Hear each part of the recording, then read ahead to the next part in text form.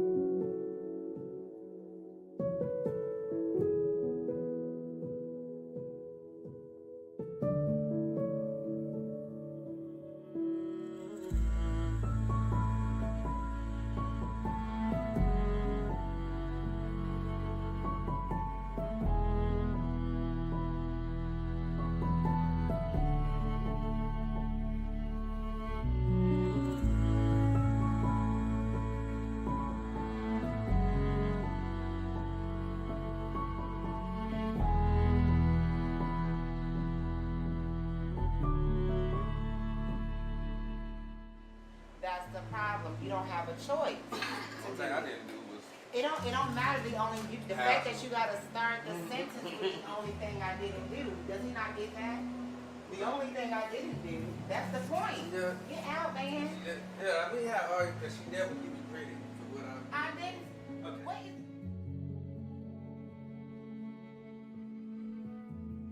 is? How my journey with being a parent evolved, I would have never even guessed that. I would have never said that was going to happen a day in my life where I would not enjoy being married, where I would not enjoy being a mother.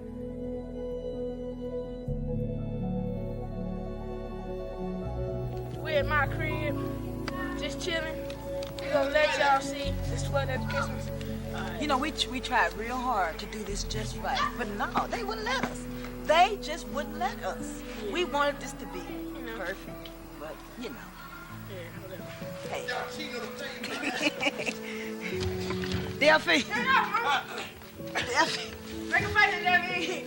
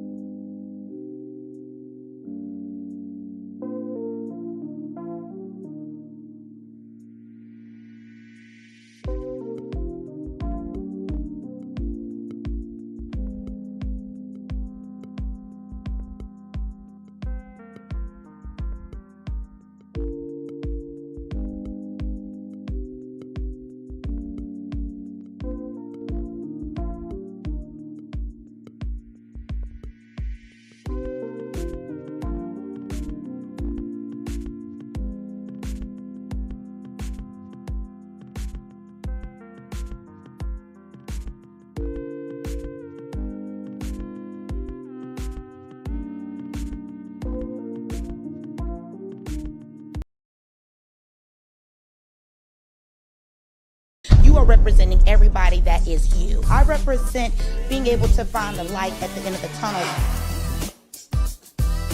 You gotta really be in it and really enjoy it and really want it. And I feel like if you come into it like that day one, man, you unstoppable.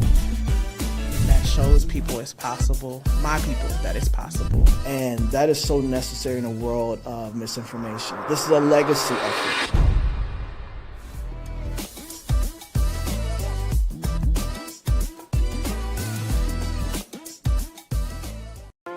Hey creative, we're looking for you to join our emerging writers market for filmmakers and as well as authors.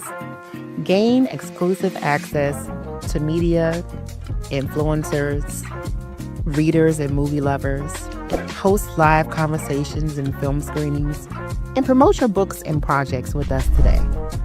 Don't hesitate to get started. Visit ourlitlive.com today.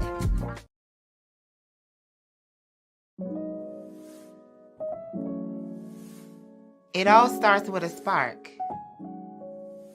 Like this thought or this vision in your head that gives you these ideas and these visions of who you want to be. And I can remember myself sitting in my room, writing in my journal about stories and characters of people I had no idea who they were. And I just knew that that's who I was going to be. I was going to write books, I was going to move to Atlanta, and I was going to become this big-time authoress. And I did that. I got the awards. I got the bestsellers list. I met some phenomenal people, and I've helped other people dream out loud. I think that when it comes down to dreaming, it's more than about just getting it done. It's about having fun and enjoying life while you do it. So y'all dream out loud with me. Hey y'all, so we want to talk about how can you become a full-time creative.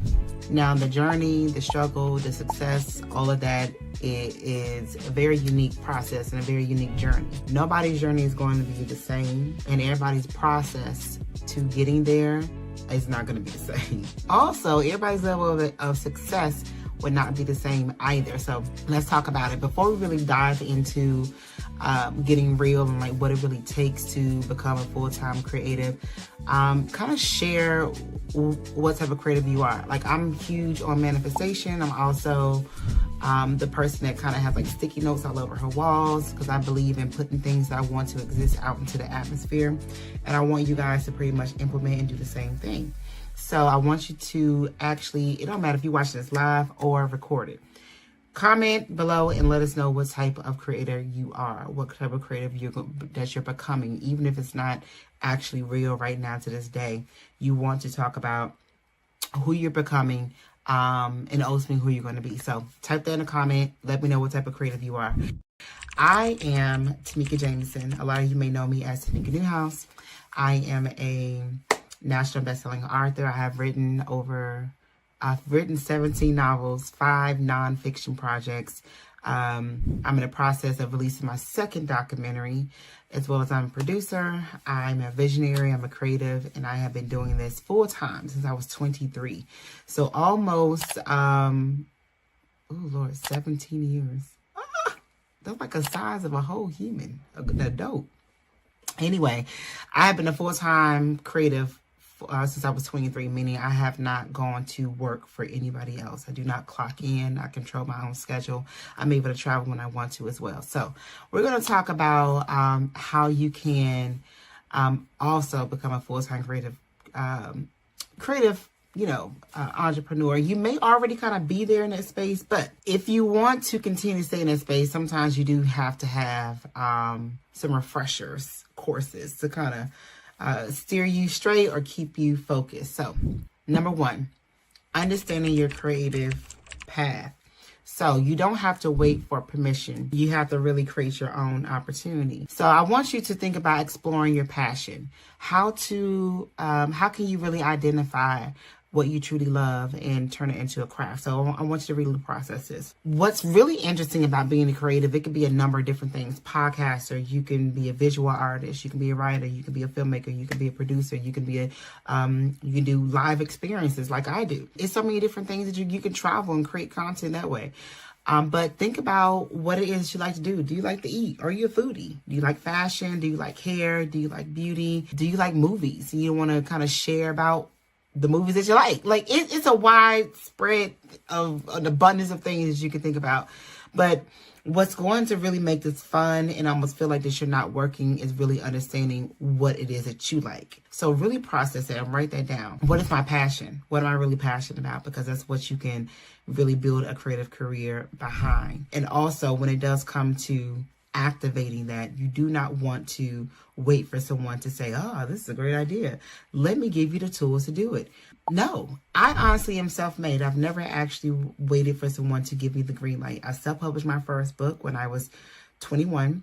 9 months after that, I landed a major book deal without an agent. I went on to launch a publishing company, and to this date, I've published nearly 400 titles. I have been an event producer, so I've opened up many doors and platforms for other writers, such as myself and filmmakers, creating book tours, creative organizations, and I mean, pretty much anything I think of that I want to do, I create a way to make it make sense. So that is the first step, is really understanding your creative path. Like, what is it that you like to do? What are you passionate about? And of course, the mindset of a creative is kind of like rewiring how you think. You have to really embrace your failures. You are going to fail often, right? And so there's a saying that you fail forward, meaning if it does not work out, all right, adjust and keep it going or try again. Also, embrace rejection. Like, everybody's not going to like your idea. Everybody's not going to connect to you. So you have to be able to embrace that. You're not for everybody. Everybody's not going to connect with what you're trying to do, and that's okay. I have been even a book coach now since 2009, and often I would meet a reader that says, well, anybody can read my book. Not a reader, an author. I mean, an author, and I say anybody can read my book, and that's actually pretty false. Everyone cannot read your book. Everybody's not going to be interested in your story. You really have to understand not only who your audience is, but the fact that somebody's going to say your book sucks. Somebody's going to say that your movie sucks, and that's okay. It wasn't for them, but somebody's going to like it. And the beautiful thing about creating is the more that you create, the more that you do it, you get better and better over time.